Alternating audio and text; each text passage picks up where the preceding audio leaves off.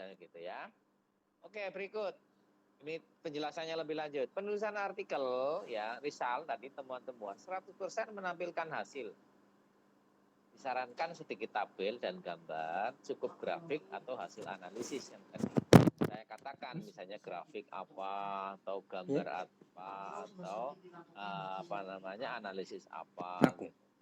Tabel, gambar dan grafik harus masuk dalam teks. Nah, artinya tabel, gambar, grafik itu masuk di dalam, itu tidak boleh dalam simbol lampiran. Discussion 100% pembahasan tidak boleh mengulang, sekali lagi mengulang yang sudah ada di Rizal, di temuan-temuan. Jadi harus di discussion itu beda, di discussion itu lebih fokus pada temuan itu dan dikaitkan dengan teori. Ini mau jajan soto. Dalam diskusi ya, gorengan pustaka, mutakhir dan berhubungan ya, pustaka-pustaka yang terakhir ya. Nah, cara sintaksis tergantung jurnalnya, author guideline ya, ini teknisnya.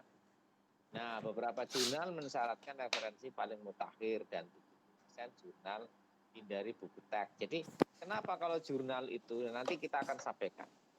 Nah, agar supaya tidak lupa saya langsung aja. Jadi, ketika Bapak Ibu itu akan mempublish artikel ini menjadi jurnal ilmiah, usahakan Ibu Bapak itu klik di antara daftar pustaka jurnal yang ada di artikel itu. Jadi misalnya jurnal kependidikan. Nah, sekarang Bapak Ibu itu ngeklik di jurnal pendidikan salah satu artikel, maka tulislah, kutiplah referensi yang ada di situ. Nah, itu caranya gitu.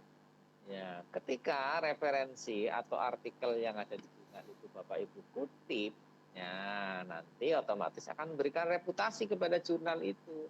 Dan otomatis jurnal Bapak Ibu akan menjadi bahan pertimbangan. Jangan saja, buku sih boleh, tapi lebih dominan, katakanlah kalau referensinya 30, maka yang katakanlah 60% itu dari jurnal. Oke, tahapan proses penulisan artikel. Nah, ini tadi sudah sedikit saya sampaikan ya. Milih jurnal dulu, petunjuk penulisannya kita baca. Bagaimana sih milih jurnal? Gampang Bapak Ibu. Bapak Ibu gampang sekali, kita sudah punya ada fasilitas Google. Klik saja di Google jurnal apa. Misalnya tulis saja jurnal kependidikan misalnya.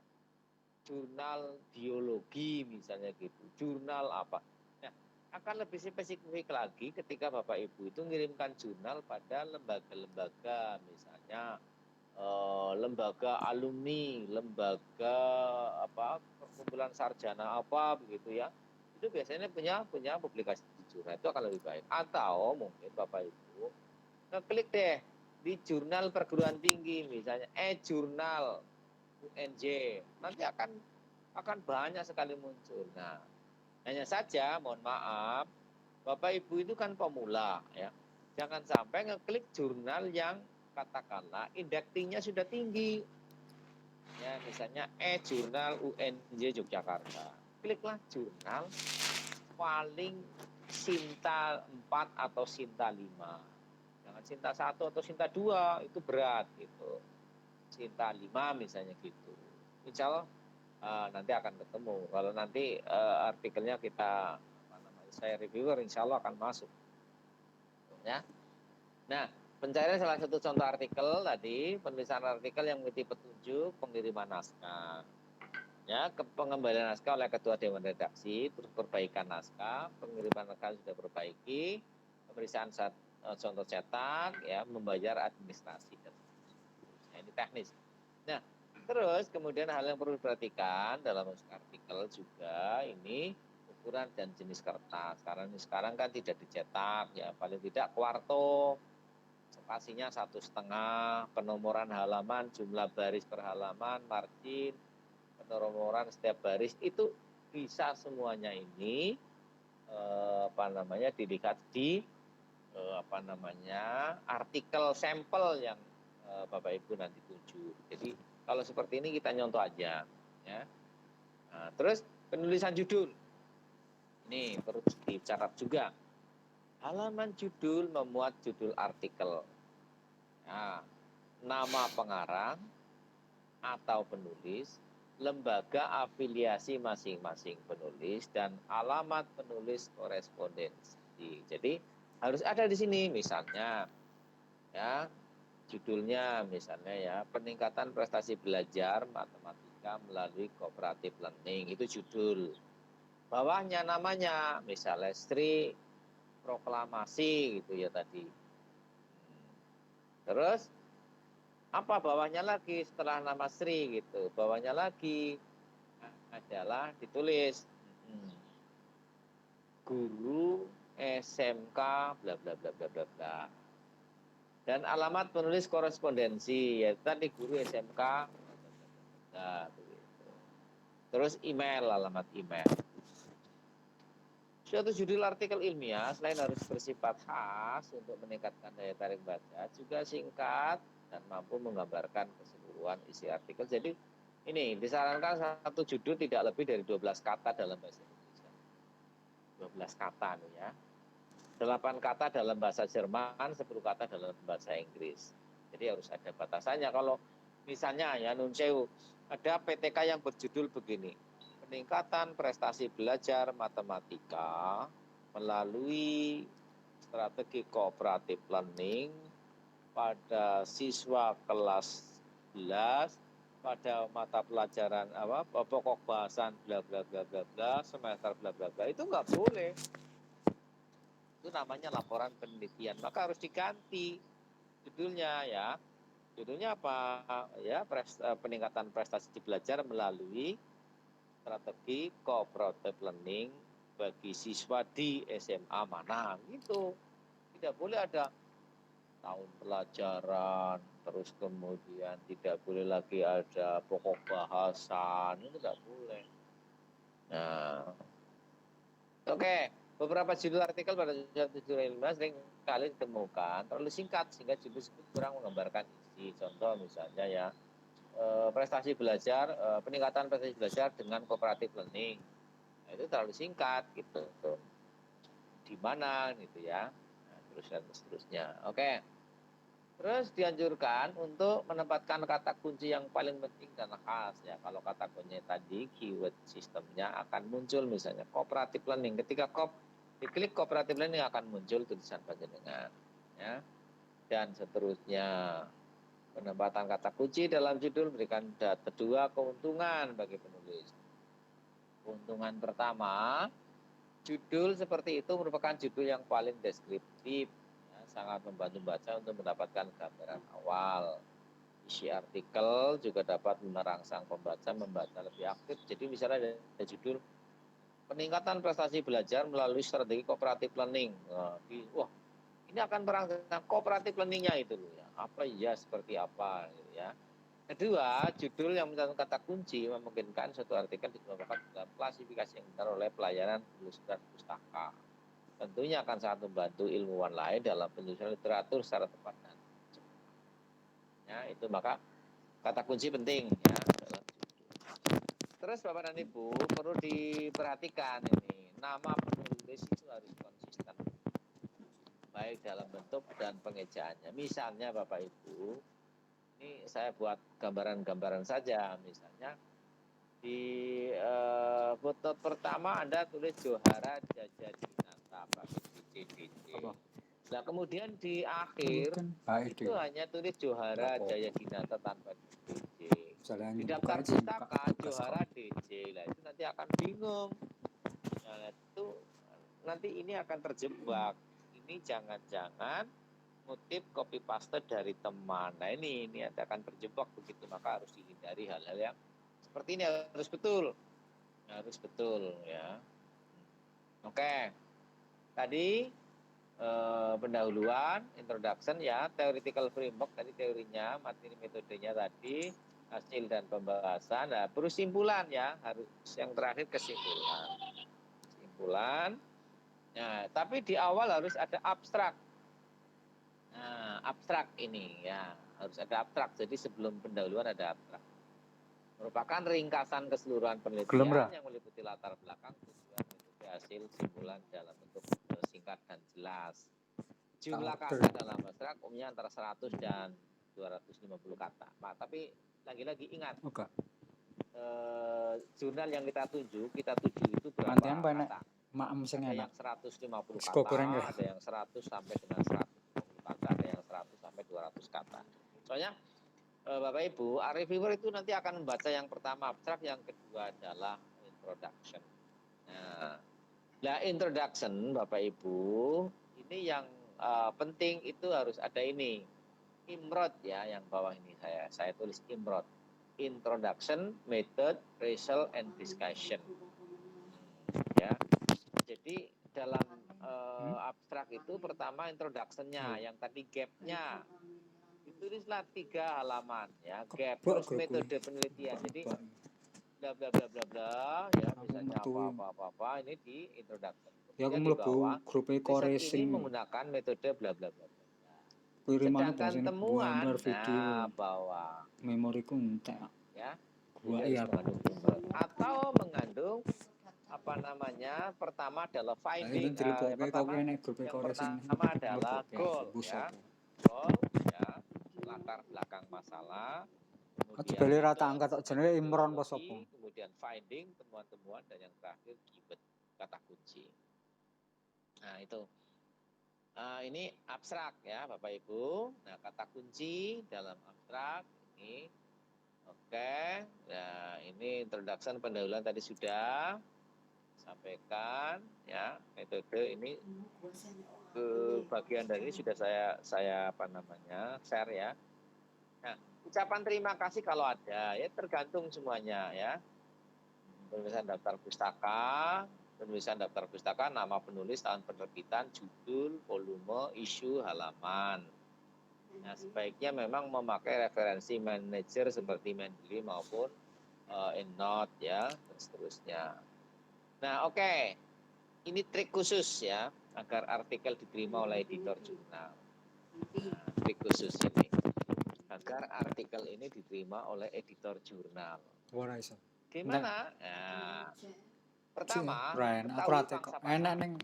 Enak pas betul mbok rate kok. Sudah punya artikel atau aku ngonek PTK, editlah sesuai dengan laptop nganggo iki sekarang ini. Tethering. Jadi jangan tergantung dari laporan itu, edit bisa saja tidak masalah. Misalnya ya, tingkatan prestasi belajar dengan melalui cooperative learning ya, pada era revolusi industri atau era pandemi gitu, tidak masalah, kita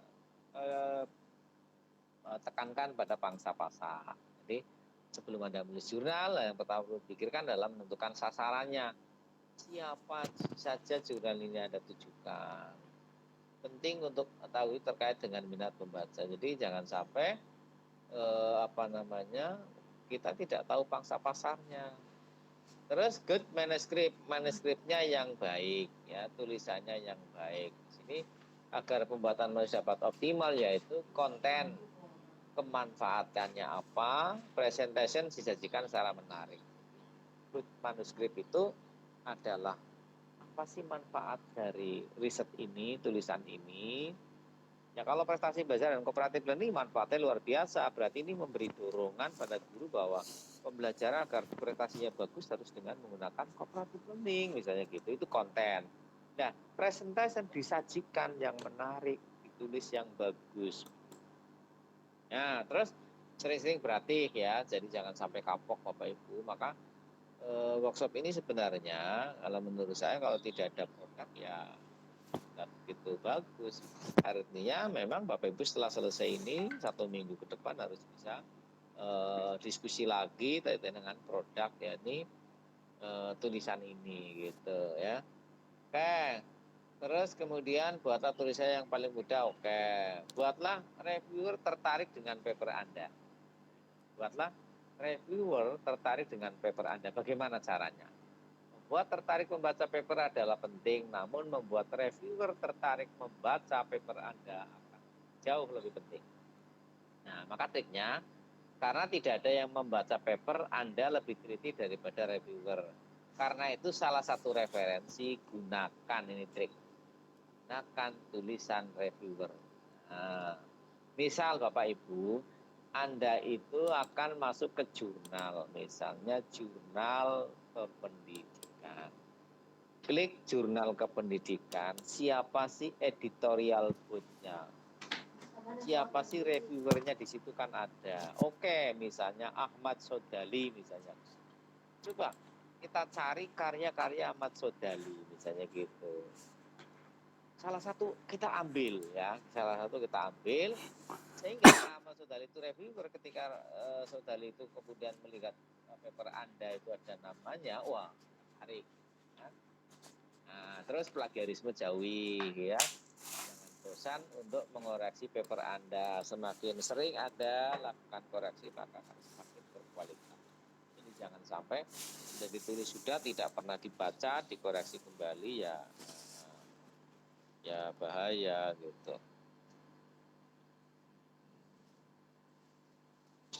Oke ya. Itu barangkali Bapak dan Ibu sekalian nanti kita lebih banyak share ya.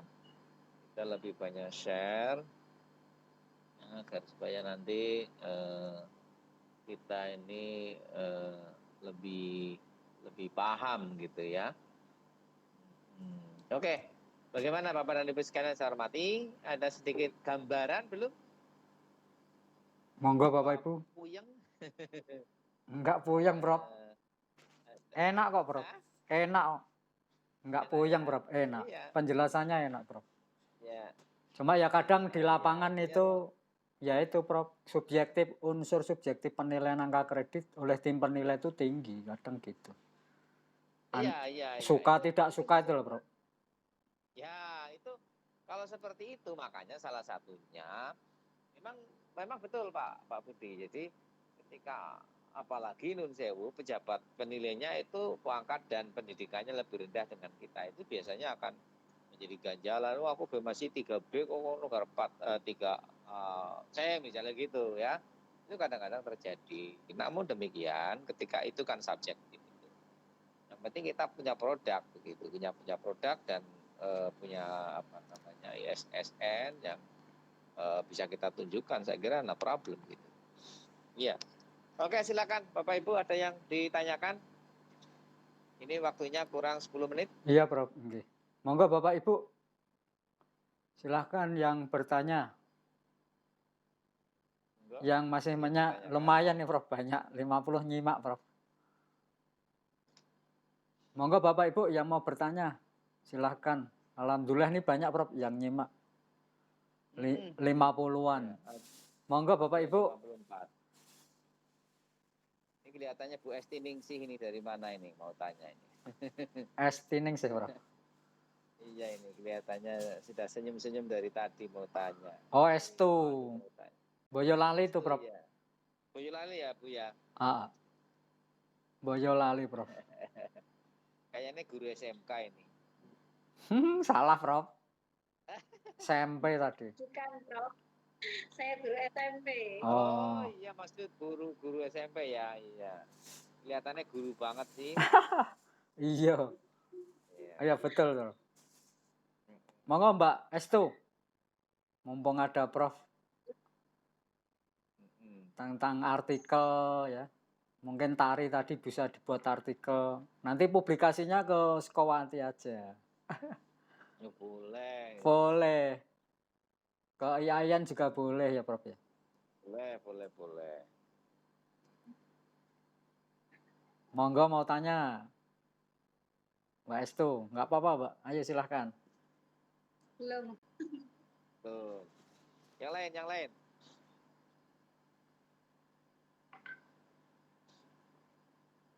Ya Mbak Dina, UNS. Ada UNS? Ada Prof. SMK Prof. Salatiga.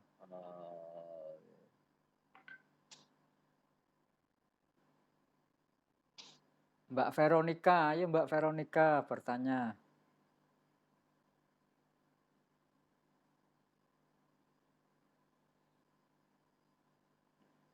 Mbak Ivone, ini juga SMP Prof. Ini Mas Junaidi, ini kepala sekolah Prof. dari SMP Juwangi 2 kayak tadi, Bro. Oh, iya.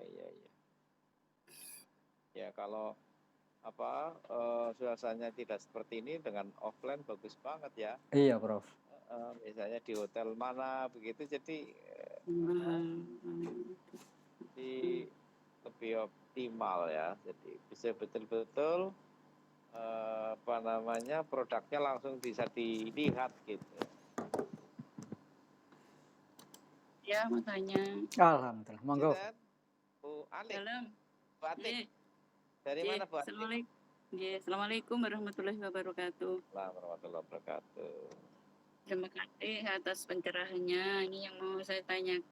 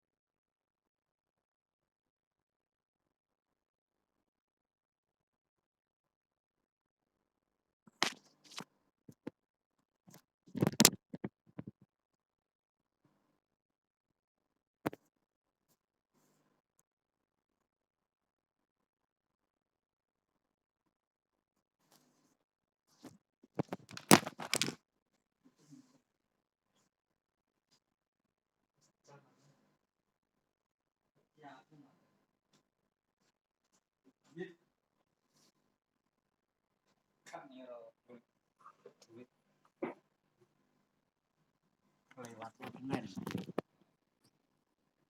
Mungkin kudu ning Purwodadi golek Latin.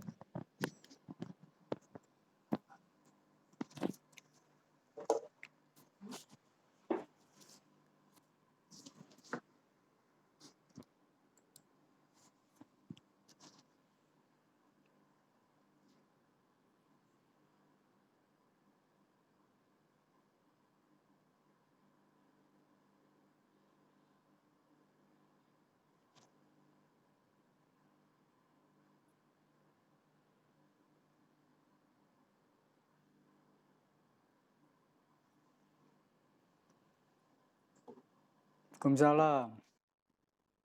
Boleh. Monggo Bapak Ibu yang lain.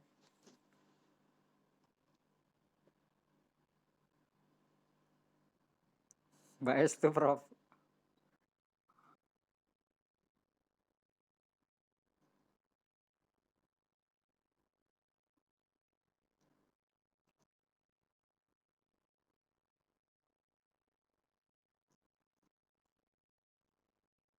Sari. Iya, Prof. Nama kecamatan itu, Prof.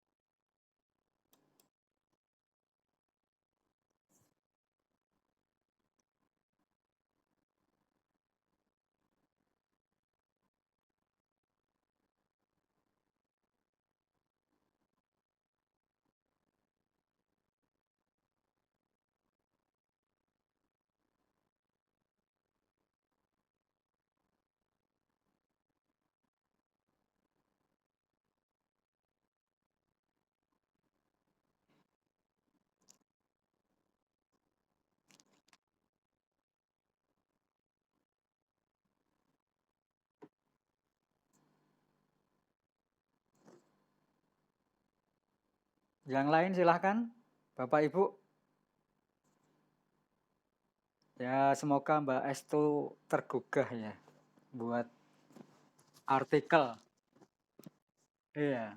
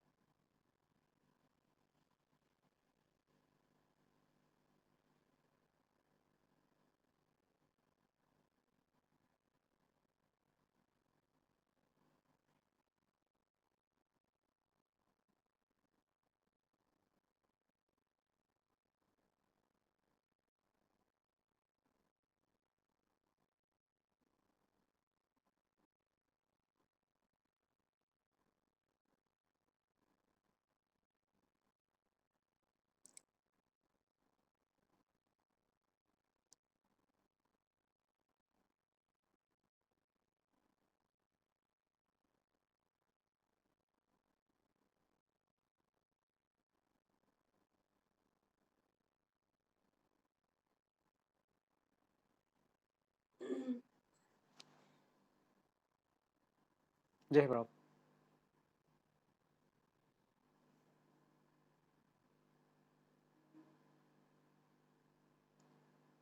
Halo, ya. Ya, Prof.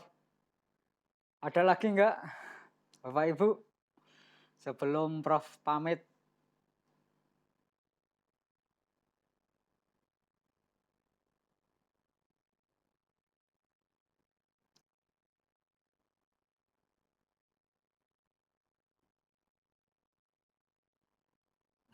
Ya, Prof.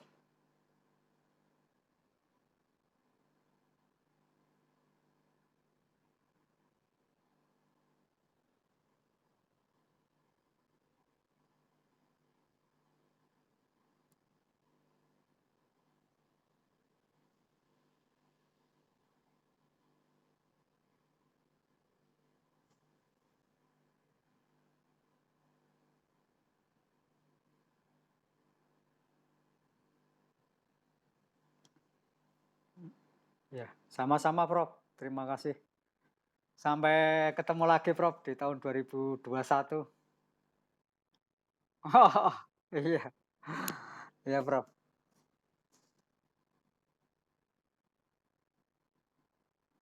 Iya, Prof. Amin. Terima kasih, Prof. Waalaikumsalam warahmatullahi wabarakatuh. Iya. Baik, Bapak Ibu, kesempatan ini kayaknya Prof Degeng sama Prof Sulis tidak bisa ya. Mau nggak mau saya nanti ngisi ya setengah jam Bapak Ibu. Ngisi terakhir menggabungkan materi Prof Degeng sama Prof Sulis Wiyadi dari Universitas Muhammadiyah Magelang.